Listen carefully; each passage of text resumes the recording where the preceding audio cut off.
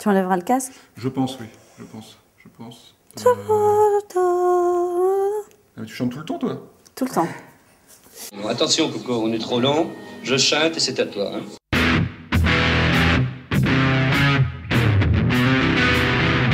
Bon, Stéphanie Renouvin, bonjour, tu as 33 ans. Bonjour. Tu es journaliste, tu as présenté moult JT à Canal+, entre 2001 et 2007. Et c'était toi, en fait, la jolie blonde un peu froide qui souriait pas beaucoup. Hein? Alors pour les jeunes qui ne t'ont pas connu, pour les très jeunes on va dire, qui ne t'ont pas connu à Canal, je t'ai préparé un petit prompteur pour que tu nous refasses cette époque en fait où tu souriais jamais, où tu étais la blonde froide. Vous savez, juste... Et c'est un vrai, hein, c'est un vrai je vais le faire que tu as vraiment avec fait plaisir. En 2007. Ok, juste petite anecdote, parenthèse, il y avait eu un article sur notre duo avec Bruce Toussaint, parce que j'ai travaillé très longtemps. J'ai commencé avec Bruce et j'ai travaillé 4 ans avec Bruce Toussaint. Et il disait poupon jovial et beauté frigo.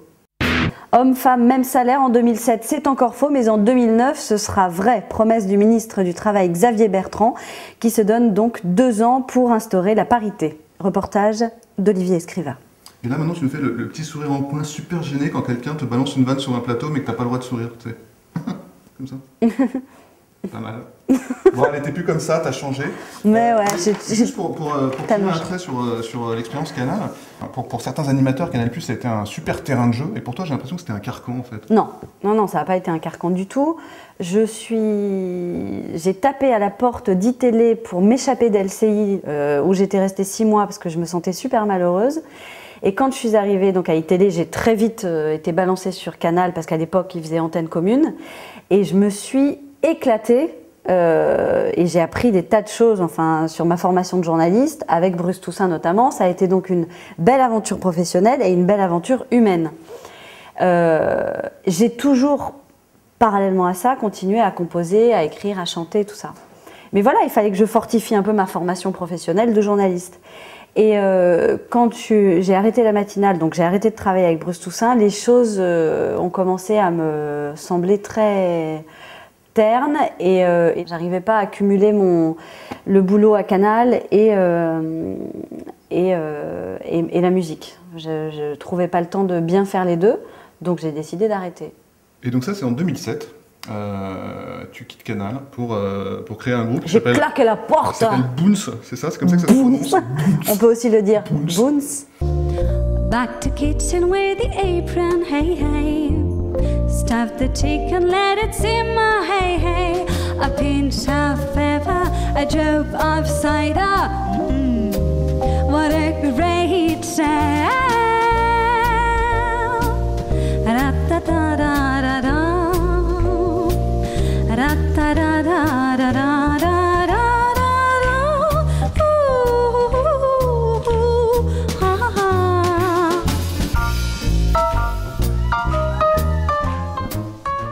C'est un énorme risque quand même financièrement parce que... Oui, financièrement c'est un énorme risque parce que la musique ça marche pas, que c'était carrément pas le bon moment je pense pour se lancer là-dedans. Et à la fois, j'étais plus heureuse, donc l'essentiel... Donc là, tu es en train de nous dire que l'important, c'est d'être heureux dans la vie. L'important, c'est d'aimer. Oui, parce que oui, elle chante tout le temps maintenant, hein, c'est la nouveauté. Mais alors du coup, 3 ans se sont écoulés, pas d'album, donc du coup, tu te dis... Ouf, du vent. Personne ne veut de moi, donc je reviens à la télé. Non, ça s'est pas fait comme ça. Ce qui s'est passé, c'est que donc mon projet a bien évolué. On a commencé à avoir plein de contacts dans maison de disques et mon acolyte, pour des raisons personnelles, a décidé d'abandonner le projet. Donc ça, c'était il y a 1 an et demi. Aïe. Donc en gros, on s'est retrouvés avec donc moi j'ai perdu mon co-compositeur arrangeur et je me suis retrouvée avec un album qui était prêt à aller, on va dire, à 3%.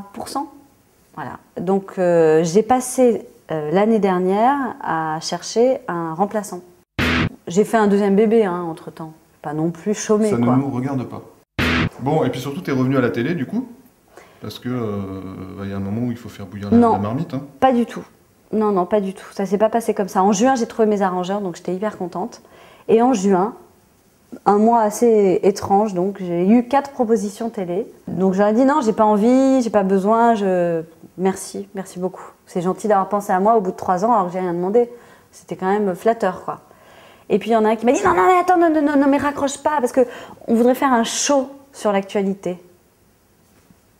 Et voilà. Et ça, c'était, je pense, le seul mot qui pouvait me faire revenir. J'ai dit, mais le mot chaud ou actualité? À ton avis? Le mot chaud. Le mot chaud. Parce que t'es chaude.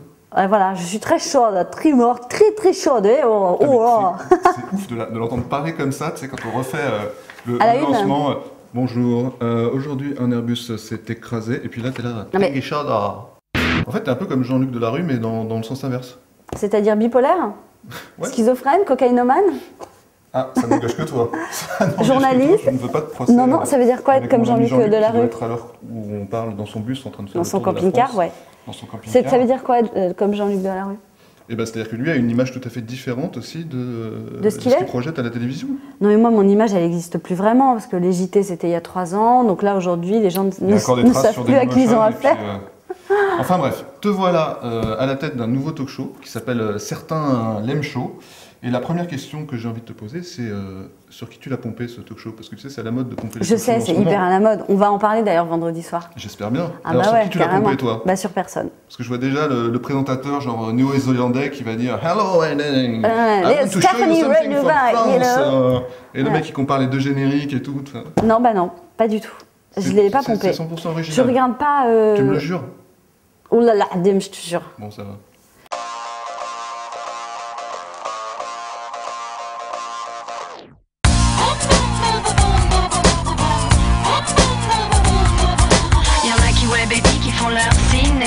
J'en connais qui youpi, d'autres qui gna gna gna gna gna. Mon petit doigt m'a dit ça vole pas haut, tout ça c'est pas grave, on sourit et la la la. Si c'est quand même chaud, si c'est quand même chaud, si c'est quand même chaud, ne le regrette trop pas.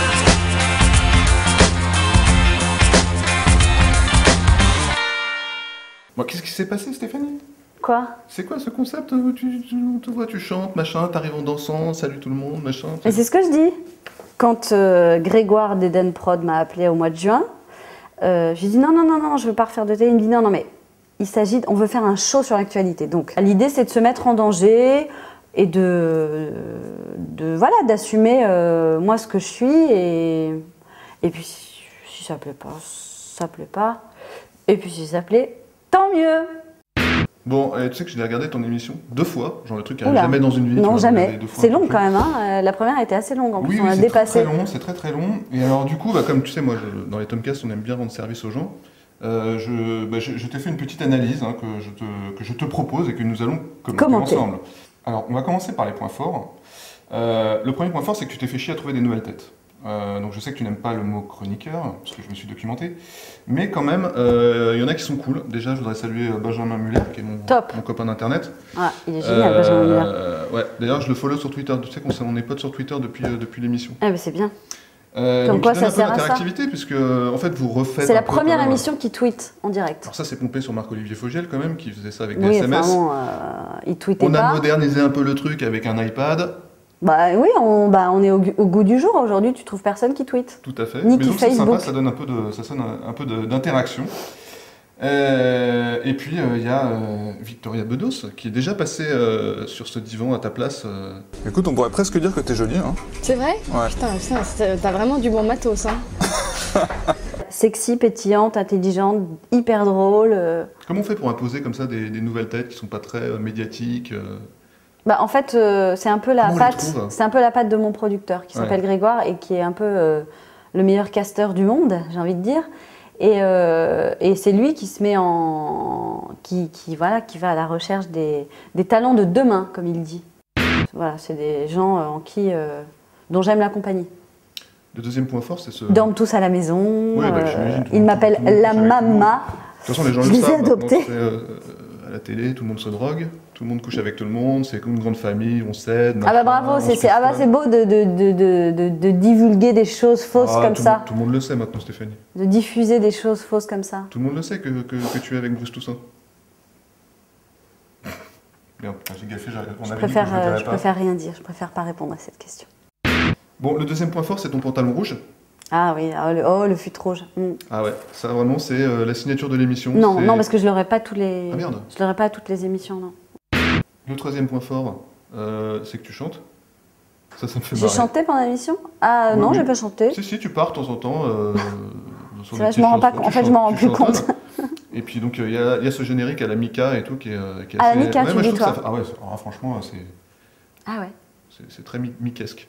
Et ben en fait, j'ai fait ce générique avec mes arrangeurs. D'accord. Voilà. C'est très différent ce que tu fais, ce que tu. Oui, parce que on l'a fait pour le générique, mais en fait. Et sur scène, c'est plus intimiste, plus tu chantes. Oui, c'est pas la même chose. Ouais, mais l'album sera un peu différent de ce que tu as vu sur scène. Ah, c'est vrai? Ça sera moins rétro, je pense, un peu moins désuet, tu vois, un peu moins cabaret. Voilà, ça sera sans doute un peu plus moderne. La chose à laquelle je tiens énormément, c'est que ça soit gracieux, que ça touche, mais ça sera sans doute un peu plus moderne, et je pense que ça sera un album en français. Donc ouais, il y aura 2-3 trucs qui changent. Nous allons maintenant attaquer les points faibles. Alors, je suis prête. Écoute, le premier point faible, c'est les séquences comiques qui m'ont pas fait rire. Très sincèrement, je trouve que tu vas trop loin, Stéphanie. Déjà, il faut que tu nous habitues à la nouvelle Stéphanie. Mais tu pousses le curseur un peu loin. Tu pousses le bouchon un peu trop loin, Stéphanie. Écoute, je comprends tout à fait ce que tu dis. Il faut que tu ailles en douceur. Non, j'ai pas envie d'aller en douceur, tu vois, il y a un moment... Tout ce qu'il y a dans cette émission, je l'assume. L'humour, c'est quelque chose de très particulier. Là où toi, tu n'as pas ri, d'autres ont beaucoup ri. Certains sketchs ont plu à certains que d'autres ont critiqué, et tu vois, et vice-versa. Est-ce que ton mari t'a conseillé sur ce sujet? Mon mari est débordé. Je me suis laissé dire qu'il était plus ou moins auteur des Guignols. Il est plus ou moins bon dans l'écriture de sketchs. C'est ce qu'on m'a dit aussi. C'est vrai. Mais non, c'est pas avec lui que je travaille. Eh ben c'est dommage, tu devrais. Oui, mais il n'a pas le temps, il n'y a pas que ça à faire. Il m'a dit, t'as choisi de faire ça, tu te débrouilles. Hein. Il est très aimable, très aimable. On le salue au passage. Non, mais bien entendu qu'il relit ce que j'écris. Mais il n'a pas le temps, tu l'as déjà dit tout à l'heure. Mais il relit ce que j'écris. Le deuxième point faible, c'est parfois un peu le bordel quand même. Hein. Du coup, il y a trop de trucs, machin. Alors, on peut mettre ça sur le compte de la première émission. Mais parfois c'est un peu bordélique quand même. Alors tu as une nana qui vient jongler avec un ballon de foot. Après, tu te lèves, tu chantes. T'as les invités qui changent, machin, t'as l'invité principal, le petit invité secondaire qui vient, Emmanuel Pirard. Mais c'est bien, c'est frais, ça change un peu, non? Ouais. C'est un joyeux bordel, c'est aussi une émission plus ou moins de jeunes pour les jeunes, donc bon, tu vois, on va pas... c'est pas un truc guindé. Ouais. Oui, on rit, à la fois on parle de choses sérieuses, à la fois il y a des vraies questions, je pose des vraies questions de journaliste entre guillemets, mais sur un mode pas trop guindé. On chante, on danse si on veut, il y a des sketchs. Moi je trouve ça assez sympa de mélanger les genres. Bon, Stéphanie Renouvin, est-ce que tu es prête pour la grosse question pute? La question pute? Ouais, je suis prête.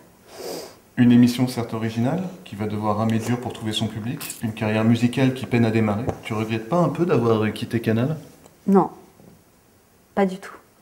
Canal m'a appelé au mois de juin et m'a proposé des choses. Et ça me plaisait pas. Ouais. Donc non. Je reste en contact avec eux parce qu'il y a des gens dans cette chaîne que j'aime beaucoup, qui me suivent. Et moi, je vais là où je peux, moi, m'épanouir. Là où ton cœur te porte. Oui. Non, mais là où je peux m'éclater. En l'occurrence, là, c'est France 4 qui me dit « Carte blanche, vas-y, on te fait confiance, fais ce que tu veux. » Parenthèse, ils ont quand même des couilles, hein, parce que confier un talk show à une nana toute seule, il y a peu de chaînes qui le font. Je crois même qu'il n'y en a pas. S'il y a Maïtena le matin sur la matinale. Ouais. Mais Maïtena avait beaucoup plus d'expérience que moi. Donc ils sont quand même sacrément couillus. C'est vrai, c'est pas faux. Bah ouais, non, c'est carrément vrai même. Bon, il est temps de conclure, chère Stéphanie Renouvin. As you like. Ce que je te propose, c'est de faire un ultime lancement à la Canal+, mais pour promouvoir ton émission sur France 4. À la Canal+, c'est-à-dire super sérieux et tout? Ouais, vas-y, super sérieux. Mais ça colle pas. Je te soutiens. Mais justement, c'est original, tu vois. Mesdames, Messieurs, bonsoir. Je vous retrouve donc... Moi, je fais Bruce Toussaint. Mesdames, Messieurs, bonsoir. Je vous retrouve donc vendredi 10 décembre à 22h35 pour cette émission hybride, à la fois jeune, intéressante, rock'n'roll, diraient les jeunes. Certains l'aiment chaud, c'est donc sur France 4, vendredi soir à 22h35. Soyez nombreux. Merci, bonne soirée. Merci Stéphanie. Bon, et gros, toi de faire ton album aussi parce que j'ai hâte de l'écouter. Ah bah quand même, des envies, des choses positives. La musique c'est difficile, hein. C'est long, c'est difficile, mais moi y crois. Bonne chance Stéphanie. Merci Thomas.